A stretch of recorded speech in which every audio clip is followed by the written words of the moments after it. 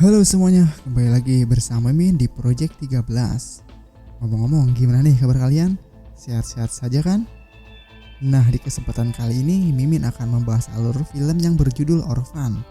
Film ini menceritakan tentang seorang anak kecil berumur 9 tahun yang lugu, baik dan pintar, yang merupakan salah satu penghuni sebuah panti mendapat rumah baru karena dia diadopsi oleh satu pasangan yang telah keguguran anak ketiga mereka. Tapi di balik keluguan itu, ternyata dia adalah seorang psikopat yang handal menghabisi nyawa-nyawa keluarga yang mengadopsinya.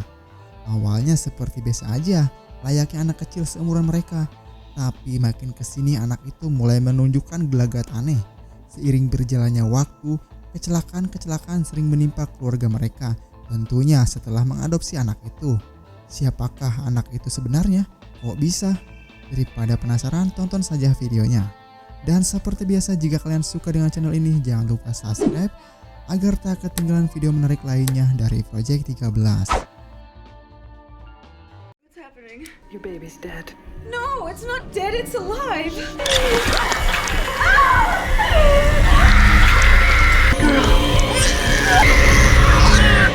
Diawali dengan sebuah mimpi buruk Cat, yang pada saat itu dia harus kehilangan anak ketiga karena mengalami keguguran. Dan hal itu membuatnya kehilangan sedikit kepercayaan untuk mempunyai anak lagi. Dia melampiaskannya ke sebuah minuman seperti mabuk janda.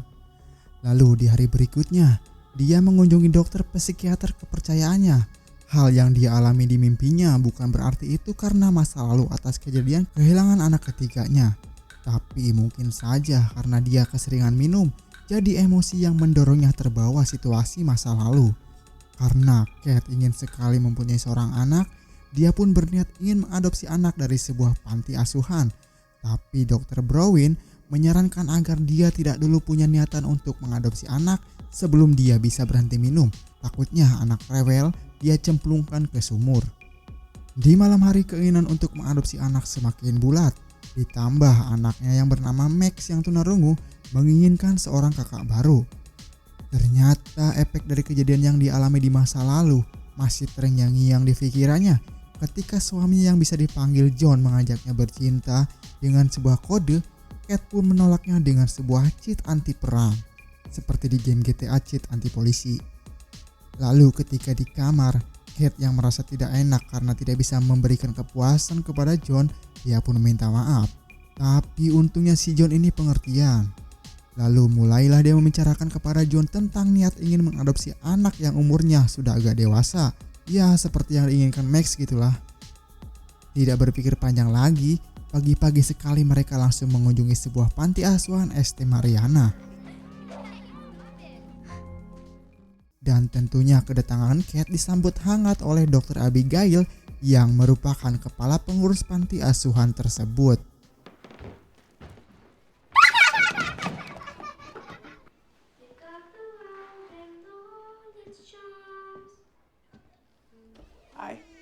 John pun ternyata sepemikiran dengan Cat. Dia langsung kepincut dengan seorang anak yang bisa dibilang cerdas karena dia mampu membuat sebuah lukisan yang sepertinya untuk anak umuran segitu sangat mustahil. They were lost in the jungle and they were so scared. Now when she wakes up, her dream will have come true. She'll have her family again. Dirasa ini anak sudah klop sekali dengan kriteria yang diinginkan Cat. Ditambah dia sangat pintar berbicara, mereka pun langsung menyiapkan sebuah berkas untuk pengadopsian Esther. Okie dokie. Call me if you need anything. Sampailah mereka di kediaman John dan Cat. Tapi di sini Daniel merasa aneh dengan gelagat calon adik barunya itu. Masa sih anak kecil pakaiannya seperti itu, Dad? Tapi sepertinya mereka tidak menghiraukan pendapat Daniel. Ya mungkin karena si Esther ini memang beda dari anak kecil yang lain. Terlihat Esther di rumah itu begitu disambut gembira oleh Cat dan John. Sampai John mengacuhkan Daniel yang saat itu ingin ayahnya perhatikan. Di malam hari hujan dan geluduk menerpa daerah itu. Hingga membuat Cat yang dulu malas sekali, kali ini dia yang memulai.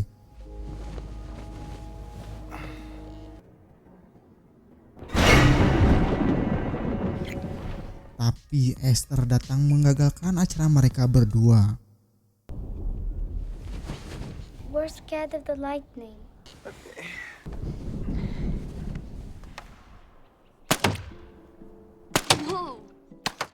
Malam pun berlalu. Daniel yang sedang asyik main tembak-tembakan, dia mencoba menembak burung merpati yang hinggap.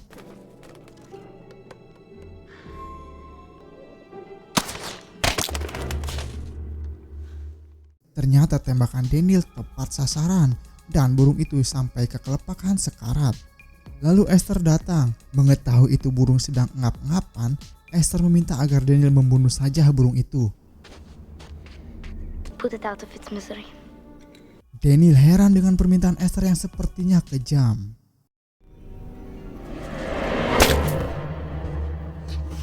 What's wrong with you?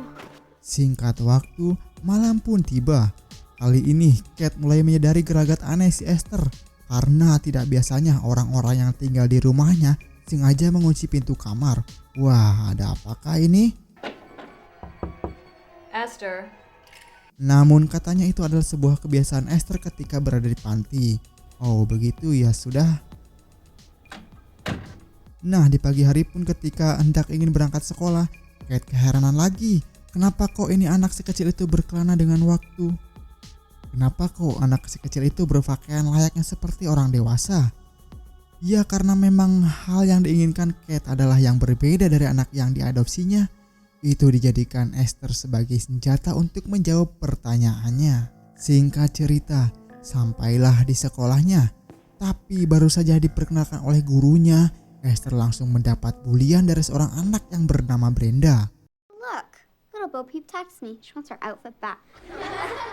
Pandangan Esther sepertinya sangat mengancam sekali si bocil Brenda nih. Dan bulian itu tidak sampai di situ. Si bocil Brenda ini belum puas ternyata. Sampai membuat si Esther ngamuk.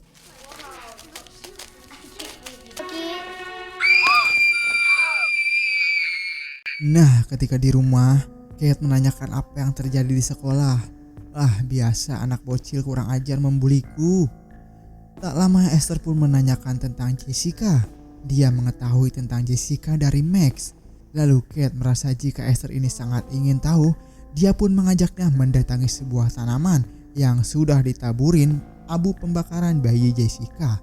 Kate sangat menjaga sekali hidupnya itu bunga karena agar dia merasa kalau Jessica masih ada selama bunga itu tumbuh segar. Siang pun berakhir. Kate merasa malam itu belum selesai. Keburu datang bocil-bocil yang mengganggunya. Ah, sikat saja Dad walaupun di dapur juga.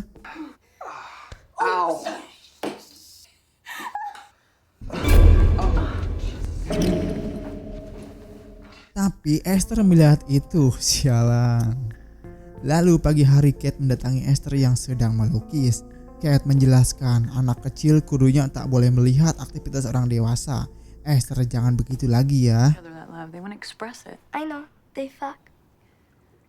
Tapi sontak Esther berkata kasar. Ternyata dia mengetahui apa yang sedang dilakukan mereka berdua. Wah, ini anak tahu dari siapa ya bahasa. Kate pun memberitahu tentang apa yang diucapkan Esther. Dengan dia tahu tentang hal begituan, dia takut itu membawa efek buruk terhadap anak-anaknya. Tapi John tidak mengherankan hal seperti itu. Ah, mungkin dia tahu bahasa itu dari teman-temannya. Untuk kali ini John ingin tahu kelakuan Esther. Dia yang akan mengasuh Esther besok. Besok pun tiba. Terlihat Esther memperhatikan John didatangi seorang tetangga seksinya. Lalu tak lama kemudian, dia terus memperhatikan si bocil Brenda yang kebetulan saat itu sedang berada di taman bermain juga.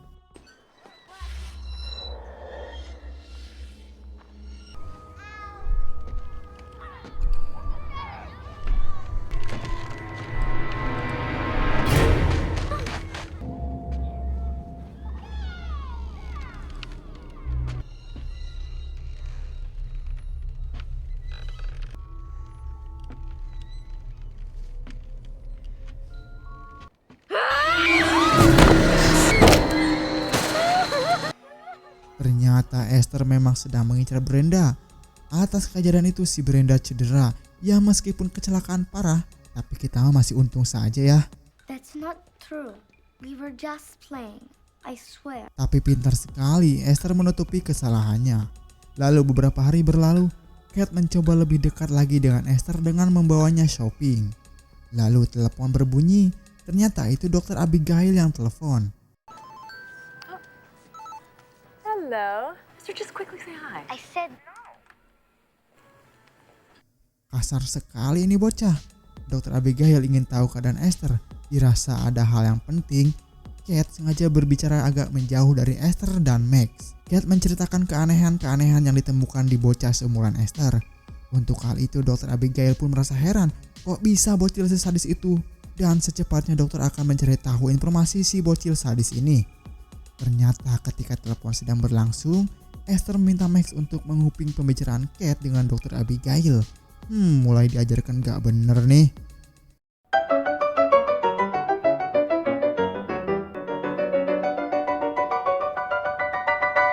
Ketika sampai di rumah, Kate benar-benar heran untuk hal ini. Karena ternyata Esther sangat mahir sekali bermain piano. Kayaknya ini bocil berpura-pura. Tapi ketika ia menceritakan kepada John, dia malah tidak percaya. Dia malah menyalahkan Kate. Dan akhirnya mereka pun bertengkar. Itukah yang diharapkan Esther? Mengadu domba? Setelah mendengar sebuah keributan, Esther membuka pintu tamu yang datang. Hello, Esther. Tak lama setelah itu, dia pun menjelaskan informasi yang ia dapatkan tentang Esther. Ternyata informasi yang didapatkan Dokter Abigail memang benar. Semua hal yang menimpa orang yang kecelakaan bersama Esther itu bukan sebuah kebetulan. Dan mungkin saja Esther pelaku semua kecelakaan itu. Dirasa informasi belum lengkap, masih samar-samar, dia pun akan pulang dan mencari informasi penting lainnya. Tapi ternyata Esther mendengar pembicaraan mereka. Dia lalu mengajak si bungsu Max untuk melakukan hal yang mengerikan.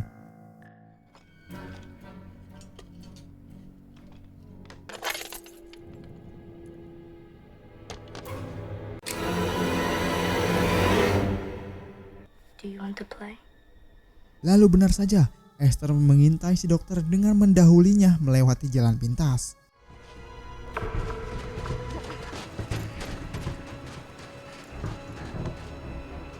We'll scare her so bad she'll never come back here.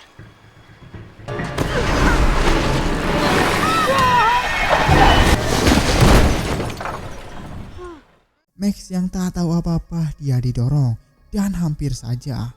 Dan selanjutnya yang terjadi, You alright?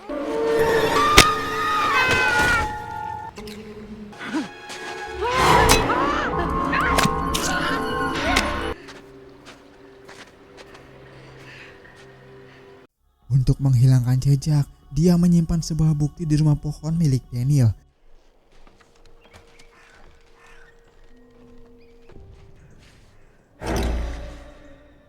Namun ketika hendak turun, Daniel melihat Esther baru saja turun dari rumah pohonnya. Apakah yang terjadi? Daniel kebingungan karena kok bisa dia berada di rumah pohon sedangkan itu dikunci. Lalu ketika malam hari, Esther mendatangi Daniel. Dia pun mengancam tidak segan-segan akan menyunat si otang mungilnya jika dia melihat sesuatu dan membocorkannya. What did you see? I saw you and Max in the treehouse. What else? If I find out that you're lying, I'll cut your hairless little. Singkat cerita, Kate masih penasaran dengan informasi yang diberikan Dokter Abigail. Dia membawa Esther bertemu dengan psikiater. Tapi apa jawaban si dokter itu? Ternyata dia malah menyalahkan orang-orang yang telah mengadopsinya, terutama Kate. Mungkin saja katanya mereka itu kurang memberikan kasih sayang kepada Esther, dan itu hal wajar karena si Esther itu orangnya pemalu dan pendiam. Ternyata dokter itu otaknya telah tercuci dan wow, bocil yang sangat pintar memutarbalikkan fakta tuh. Singkat cerita, Kate mendapat informasi kalau Dokter Abigail tidak pernah kembali setelah mengunjungi rumah mereka.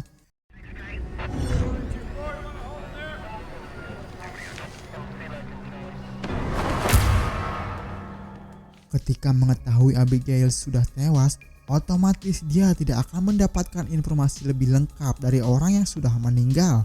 Dia pun berusaha mencari informasi dari media dan menghubungi orang-orang yang dirasa ada kaitannya dengan informasi yang diberikan Dokter Abigail. Dan sementara itu, Esther memanfaatkan Daniel dan Max untuk mendapat informasi pergerakan dari si Kate. Beberapa hari berlalu, Kate menanyakan hubungan mereka dengan Esther. Tapi karena mereka berdua mendapat ancaman, mereka tidak membicarakan fakta yang sebenarnya. Maklum kali ya, bocil masih takut dengan gertakan, apalagi gertakan yang mengancam keselamatan. Wah, Mimin juga takut sih. I have a special surprise for you, Mommy. Singkat waktu, Kate mendapat kejutan dari Esther, sebuah bunga yang ternyata itu adalah bunga Jessica. Ia pun ngamuk dong, sungguh bocil laknat.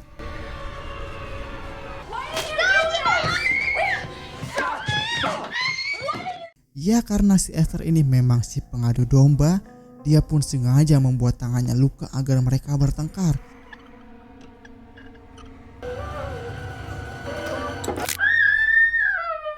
Dan pada akhirnya, kali ini Kate sudah tidak dipercayai oleh suaminya.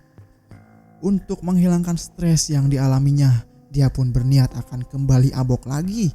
Tapi karena masih memikirkan kedua anaknya, terjadi sayang anak plus harum. Lalu esoknya, ketika mereka keluar dari mobil, Esther menghidupkan mobil tersebut dan sengaja meninggalkan Max di dalamnya. Daniel! What happened? Let me see your bag.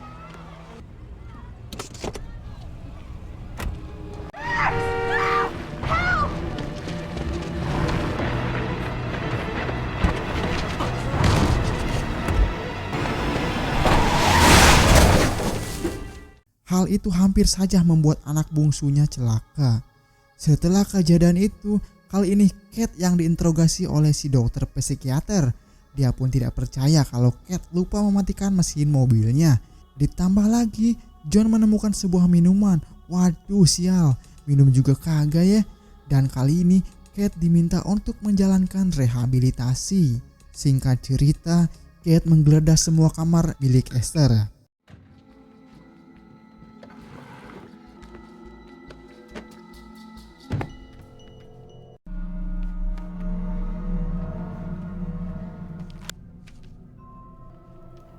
Sampai akhirnya dia menemukan sebuah petunjuk.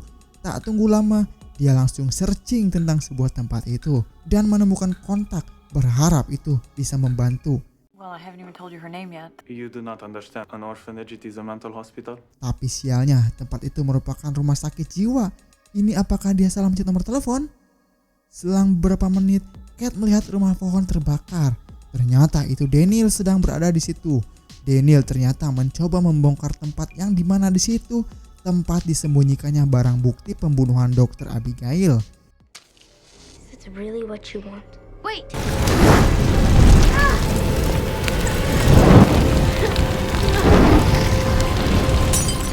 Namun sayang, Esther lebih cekatan. Dia membakar semua bukti yang Daniel dapatkan dari Max.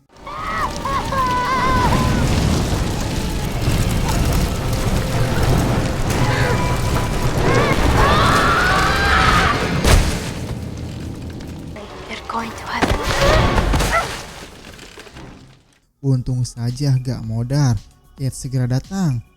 Kalau tidak, kepala si Daniel bisa pecah seperti itu si burung. Tapi atas kejadian itu, Daniel harus dirawat di rumah sakit dan untung saja dia masih punya kesempatan untuk hidup. Tapi Esther tidak ingin hal itu terjadi.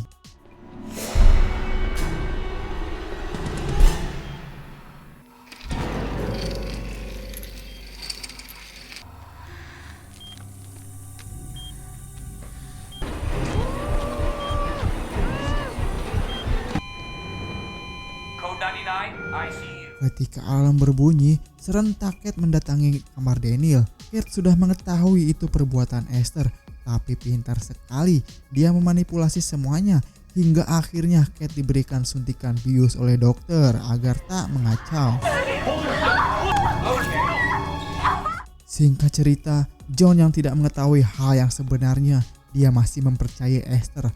Malahan dia akan pulang duluan bersama ketiga anaknya. Oh shit, bencana ini. John tidak percaya atas masalah-masalah yang terus menimpanya. Si Daniel terjungkir, si Kate agak gitu. Aduh, ada apa ini? Abok beratlah dia.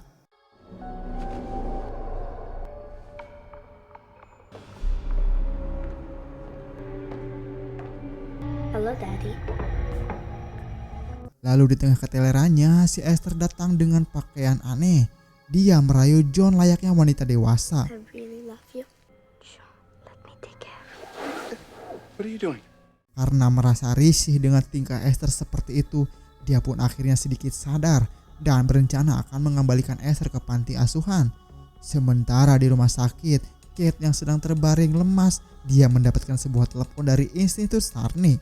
Dan ternyata dugaan Kate selama ini benar.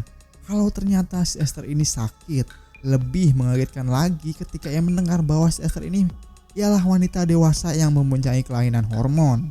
If it's really Nina, you don't have much time. Balik lagi ke rumah, John yang kali ini sedang dalam masalah karena membuat si Esther kecewa. Dia pun mencari Esther ke kamarnya.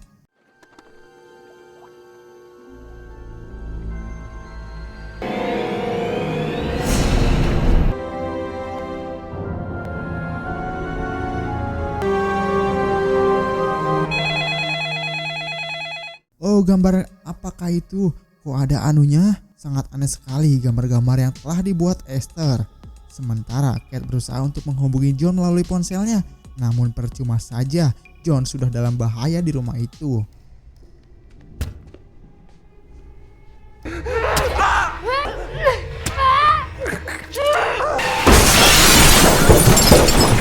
Kedatangan Kate sungguh sangat terlambat sekali. Mengetahui Max dalam keadaan bahaya, Kate pun mencarinya. Tapi sungguh di luar dugaan, Max ternyata selamat dan bersembunyi di bekas tanaman Jessica.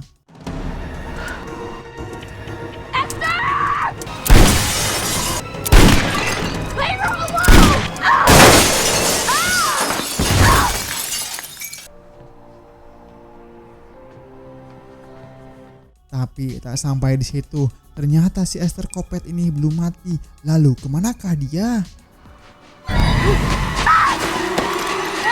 Ternyata Esther masih mengejar Kate dan masih ingin membunuhnya.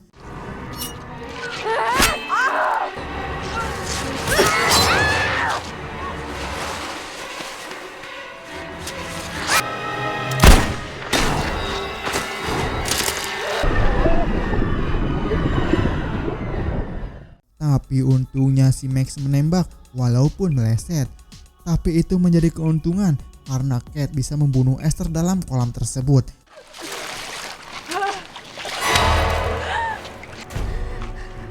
Don't let me die, Mommy.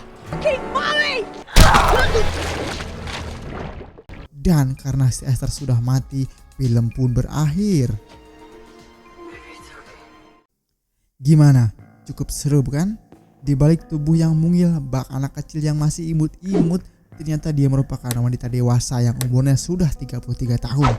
Namun karena mengalami kelainan hormon, tubuhnya menjadi kerdil.